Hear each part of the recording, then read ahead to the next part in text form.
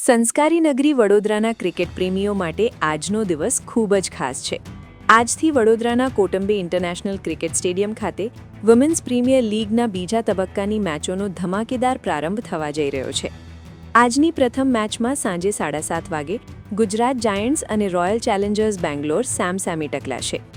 નોંધનીય છે કે વિમેન્સ પ્રીમિયર લીગની શરૂઆત 9 જાન્યુઆરીથી થઈ હતી.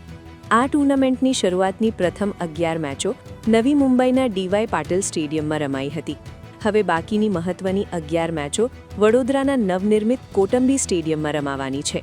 આ ટૂર્નામેન્ટ માટે Gujarat Giants, Delhi Capitals, Mumbai Indians અને રોયલ ચેલેન્જર્સ બેંગ્લોરની ટીમો પહેલેથી જ વડોદરા આવી પહોંચી છે અને નેટ પ્રેક્ટિસ શરૂ કરી દીધી છે. મેચ દરમિયાન કાયદો અને વ્યવસ્થા જળવાઈ રહે તે માટે પોલીસ તંત્ર દ્વારા સ્ટેડિયમની અંદર અને બહાર ચુસ્ત પોલીસ